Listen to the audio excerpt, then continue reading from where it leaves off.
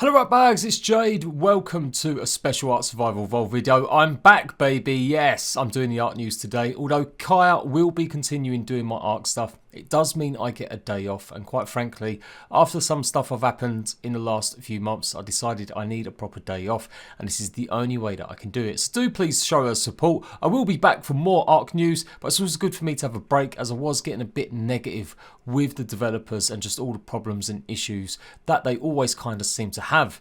I don't want to be like that all the time in every video, complaining about cheating and duping and bugs and issues. I appreciate most of you guys are really quite happy with the game. Kaya's been great for me, she's been helping me out, and she will continue to do so. And we might even start mixing it up a little bit in the future where Kaya might do some other news. But for now, she's definitely going to be helping me out doing some interesting Ark videos, taking a look at creatures and maps and items, as well as generally the weekly news. Anyway, I'm here today though, because as I said, any big breaking news that comes, I will happily go and do it, even though today is meant to be my day off.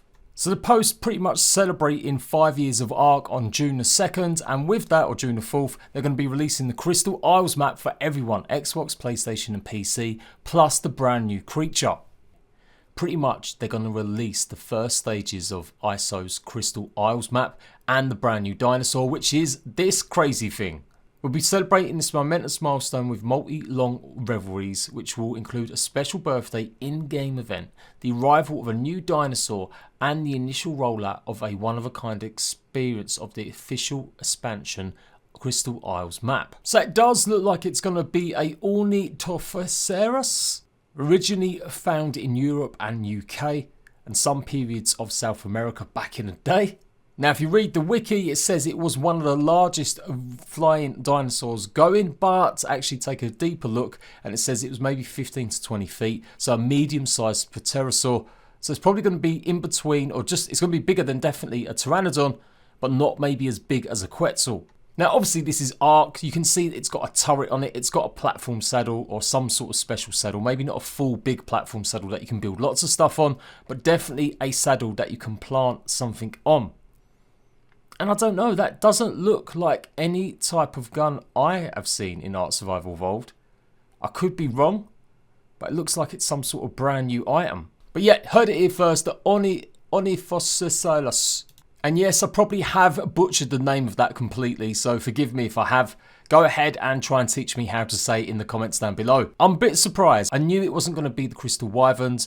Crystal Isles map, remember, this is going to be exclusive to that map by looks of things, just like the Phoenix is for Scorched Earth, and just like the Griffin is for Ragnarok. Some people were hoping it would be some of the fantasy creatures that are in there. You've got like special types of wyverns, but I kind of realised that wasn't going to be the case. I did tell you guys, they said it wouldn't be a fantasy dinosaur or creature, it would be a real world creature. But yeah, that's what I'm going on with this. I could be slightly wrong, it might be a slightly different version. I mean, there's a few here.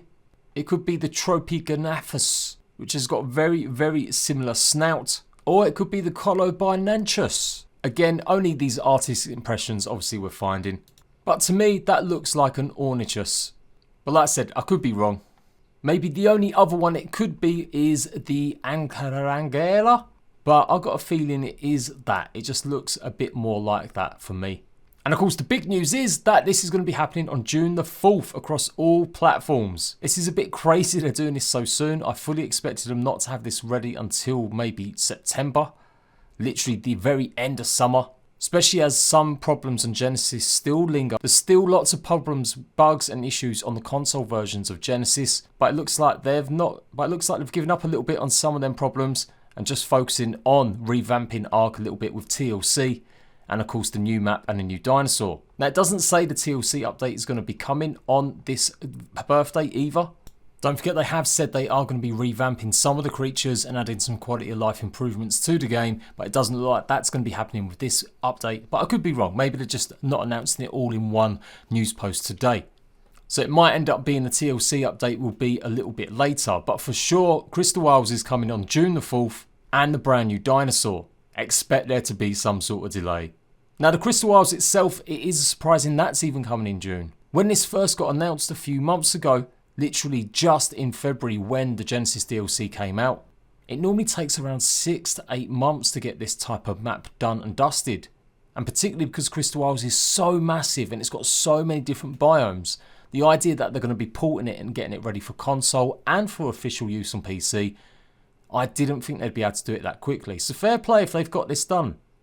If they've got it, getting it out by June, that's a big step.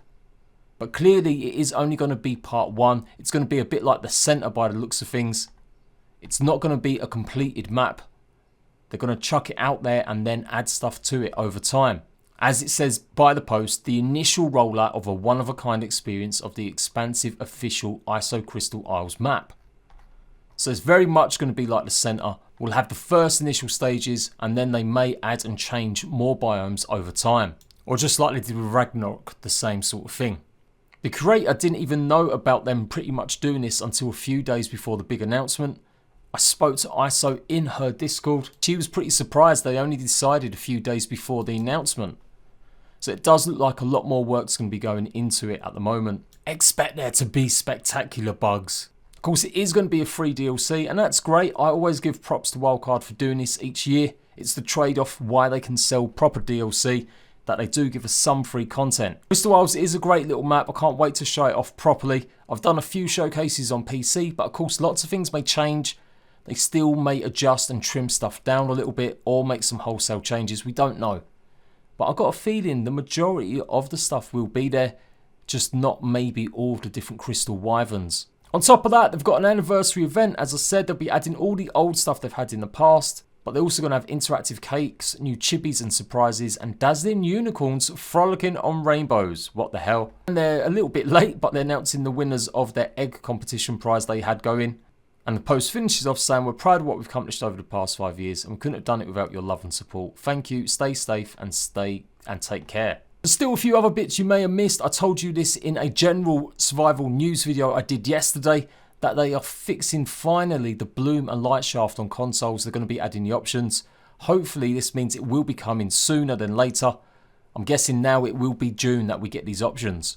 There's been big problems with trees on extinction, apparently being too big, or stuff's just been going on and not being able to teleport to their bases. That was after an update yesterday. So it looks like that will be fixed soon. God damn, that map is just cursed. It's had so many problems since it launched. Just so many issues with element veins disappearing, all sorts of craziness. Hopefully one day Wildcard might actually fix it. So yeah, I'm really excited about possibly a new map. Crystal Isles is one of the first prettiest ones I'd seen. It really changed a lot of stuff. It's got big, huge spaces. It's got lots of colourful foliage, and it's got really distinct biomes. But of course, it does worry me. It does worry me about the spectacular bugs that are going to be in it if they're only launching it half complete. Also, what does this mean for Genesis Part 2? Is this the reason why they're doing this? They're going to keep a smaller team maybe doing the Genesis, the ISO stuff, so that they can fully concentrate on getting Genesis Part 2 out on time. Remember, it's meant to be out in winter 2021, and we're presuming that will be the last DLC, although a few conversations I saw a little while ago, or had, signified to me that they may be looking at ARK as an ongoing service. They may just carry on updating it with new content and new DLC in the future, especially with the new consoles coming in. As for TLC, we still don't know what types of creatures are going to be added to it, what ones are going to be under the map or radar. Kaya did do a video speculating on what she thinks is needed, so go and check that out if you haven't seen it already. And of course, let me know, are you happy with the new flying dinosaur? I think it was definitely something we needed. I did showcase some dinosaurs from a mod that I thought might have a good fit, or how would they look on a brand new map, or whether or not the game needed them. And I reckon that a new flying dinosaur is definitely needed for the Crystal Isles, as it's so huge. There's definitely going to be people pissed off though that it's not Wyverns or the Crystal Wyverns, and I know some people are really worried, the PC people, that it's going to be ripped out and they're going to gut it and do stuff to it like they did with Valguero. Valguero wasn't changed that much. I don't know where people get this idea. They took out some Argentavis nests. And yes, they removed some of the aberrant creatures that were planned, or they didn't have them in there fully, and a few other creatures as well. But it wasn't like the landscape was changed or altered that much. The map itself was particularly just how it was. So Crystal Isles, I think the map will be just how it was. But yeah, anything like Crystal Wyverns, that won't necessarily be there. Or there's some sort of modded Phoenix as well, I do believe. I don't think that's going to be on the game either. Wildcard love a bit of hype. They wouldn't pass up the opportunity to hype us up and say that we're getting a brand new style Phoenix or brand new Wyverns, so don't expect them to appear on the Crystal Isles map. But that's pretty much it in terms of all the news.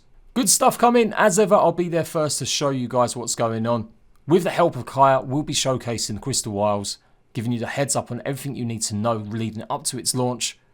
And of course, as much information as I can get about what I think the new dinosaur is, the Ornithosaurus. Agree, disagree, pop your comments down below. As ever, delivering you the best in survival games news. If you're not subscribed already, make sure you do for everything you need to know about survival games on console and the brand newest ones coming out on PC. Until next time, Ratbags, laters.